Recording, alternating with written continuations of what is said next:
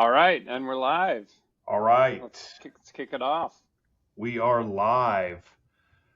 So my name is Chad Boyle, CPA. I'm here with my trusty brother and business partner, Corey. Corey, say hi to everyone. Hi, everyone. See, I think we started All off right, the exact same way last week. we did. We're We're, consistent. we're creatures of habit. That's Okay, right. Let's go. we are. Last week we went through the cash flow forecast in theory. This week it's the cash flow forecast in action. Want to walk through a case study here.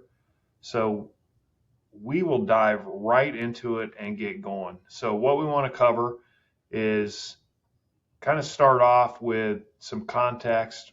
This is a case study about the business owner who is a landscaper. We'll go through the setting and set the stage, if you will. And then we'll walk through kind of two versions of the cash flow. One is one is flying blind, which you can do that if you'd like, or you can not fly blind, and then we'll look at what that looks like with the forecast in action and being able to see what is going to happen in the future. Then we'll just wrap up with some key takeaways and we will dive right in. So let's talk about the business owner and the scenario that we're going to use for this case study. So we're talking about a landscaper. It's in January, so we know that's a slow time of the year. Weather is not so great in January. I'm sure it's great somewhere, but uh, it's not great here. But anyway, if you're looking at your bank account, wondering how you're going to get through this slow time and make it to spring when business starts to ramp up, that may be what this landscaper is thinking to themselves in January. So just some background about the business. It's a landscaping lawn care company. Um, Obviously, they do different things, different seasons. So they're mowing in the spring summer time frame. They have some hardscape work. They do some snow removal in the wintertime. Um, they have 8 to 12 crew members and about 1.2 million in annual revenue.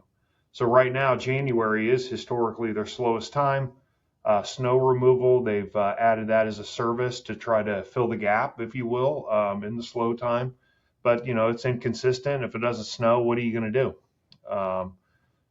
So you still have payroll, rent, insurance. Like you still got to pay that no matter whether it snows or you got work to do or not. They have some outstanding receivables from money that was owed to them that hasn't been collected. So that's important to keep in mind. Um, here's some things they might be thinking. Do I have enough cash to get through the next 8 weeks? Should I utilize the line of credit that I have, or am I going to take that and then not be able to pay that back? And then who owes money, and then how fast can I go get that? So that just kind of sets the stage. Now I think we go to kind of our part one, which we call flying blind. And this is really managing your cash flow by just, logging in and looking at your bank balance.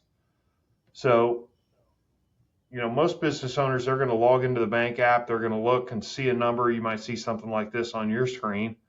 I got $22,418.63. Okay, great. I don't know really how to feel about that. It's better than having $10,000, I think you would say. But, just looking at this balance, kind of brings some questions to mind, and maybe we can walk through, some of those questions and decisions. So, like, you have $22,000 in the bank. I think I can cover payroll. And we've kind of coded that one here as that's that's a pretty dangerous situation to be in, to not exactly know if that $22,000 is going to cover your payroll and how much that's going to leave for you going forward.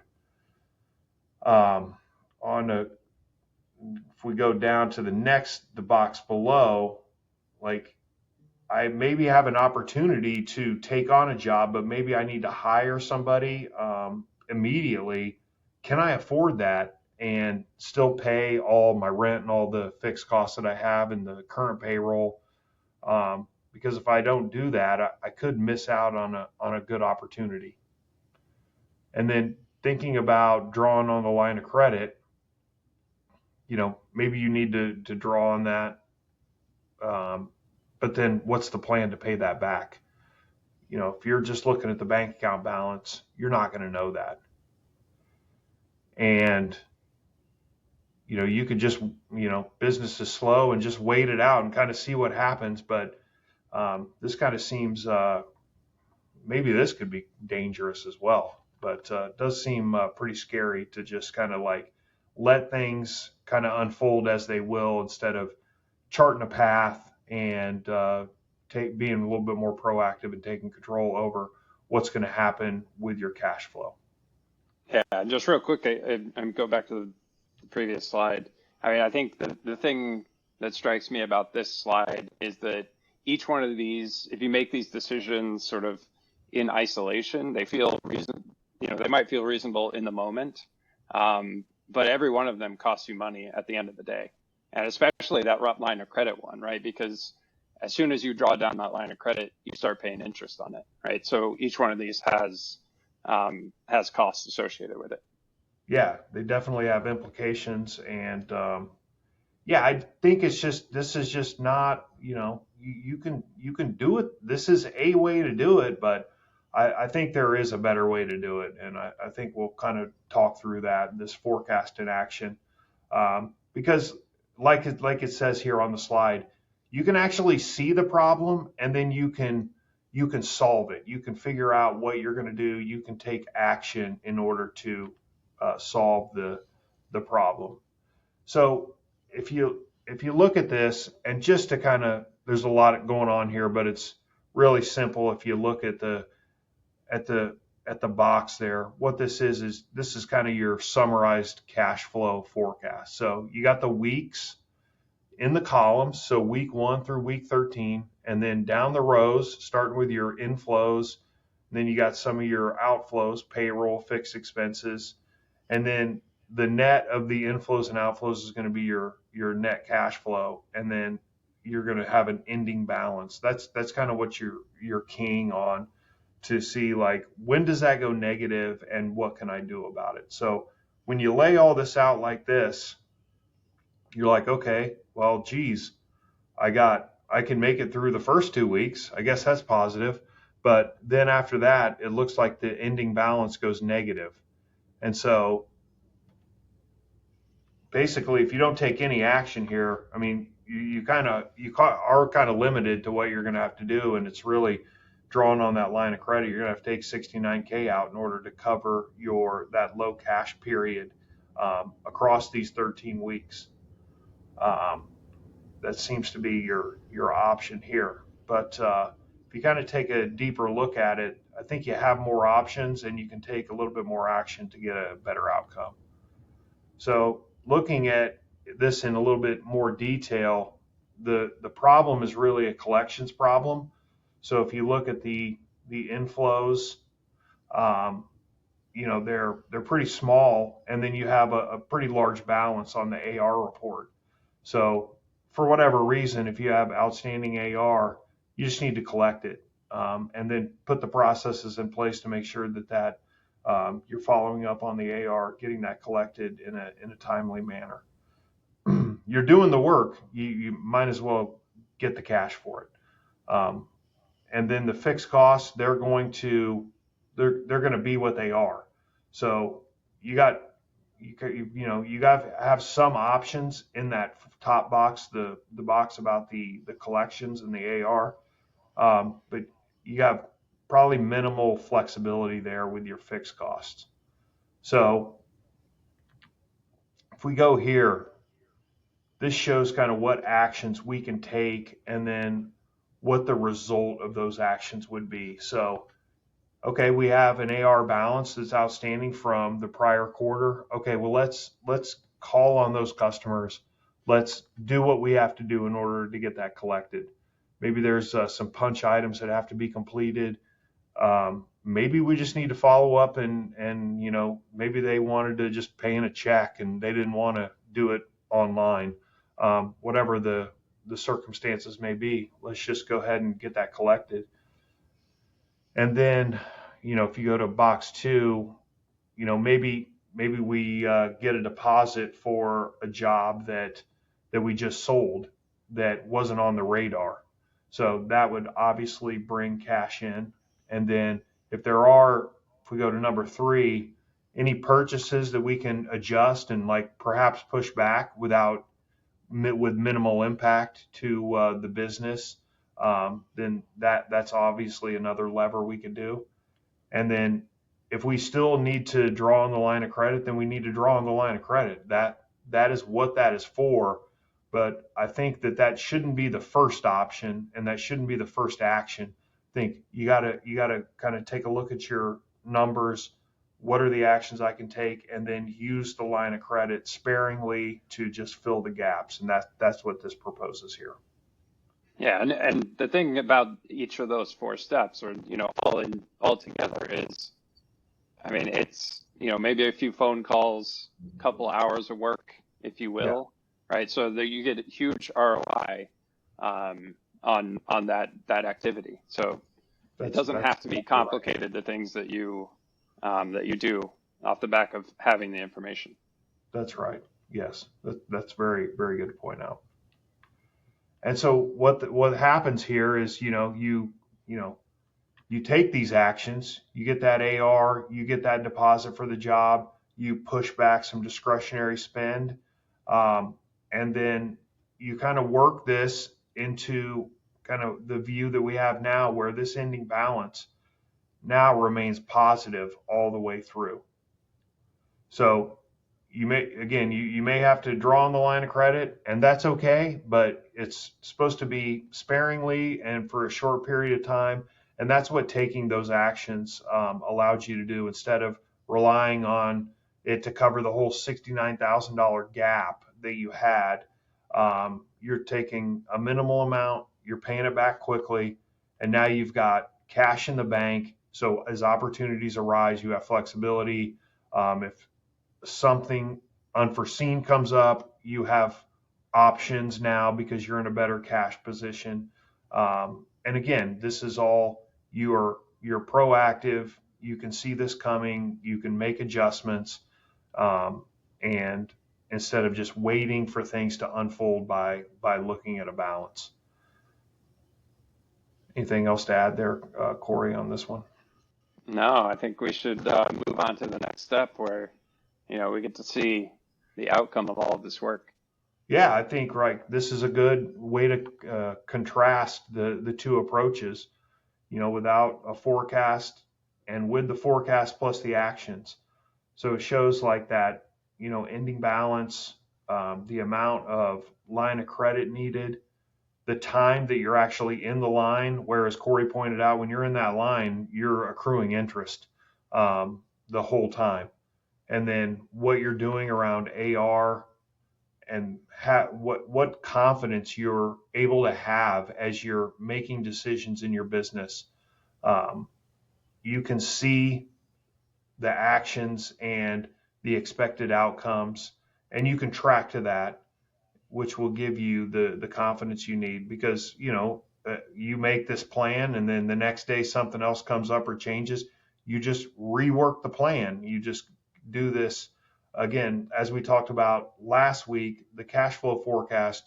You're managing this and monitoring this at a minimum on a weekly basis. So this is a weekly adjustment to different things that happen.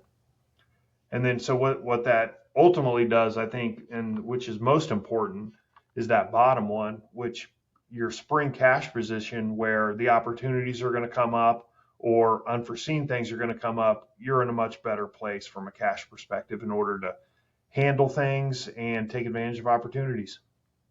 Yeah, and I mean, this is an amazing result, right? It's the same business, it's the same slow season, potentially the same crew. The only thing that changed was, the information that you received from the cash flow forecast that allowed you to, make the changes that you need, and, what an end result that gave you.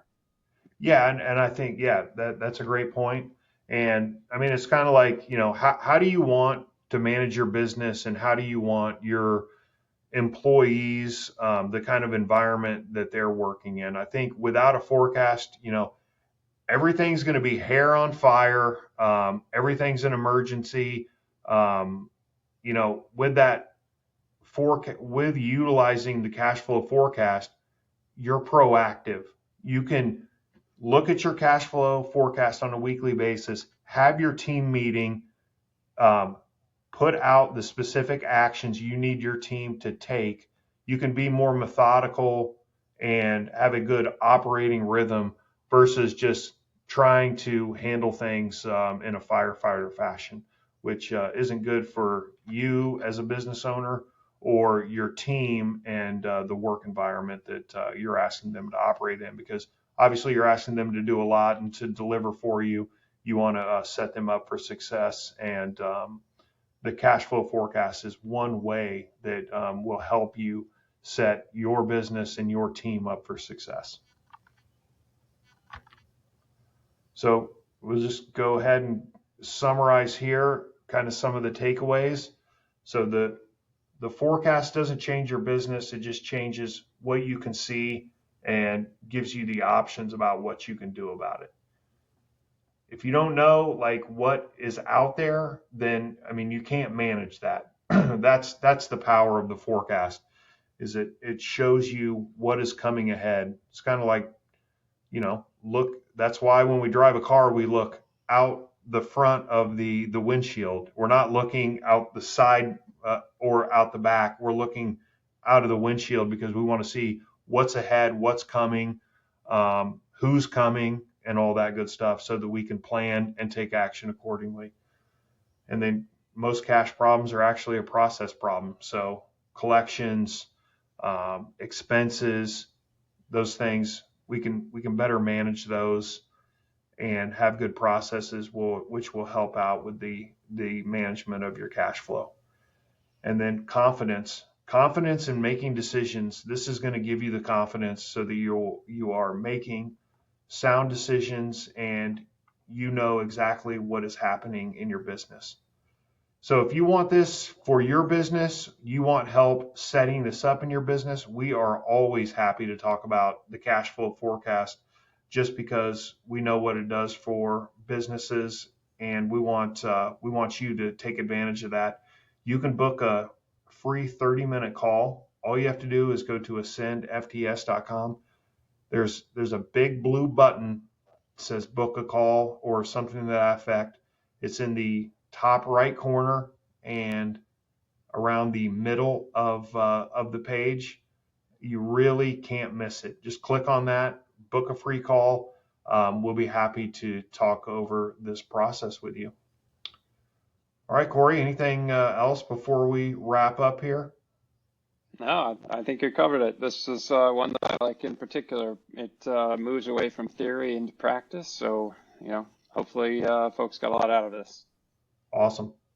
All right. Excellent. Well, thank you, everyone. And we'll look forward to being back with you next week. Excellent. See you then.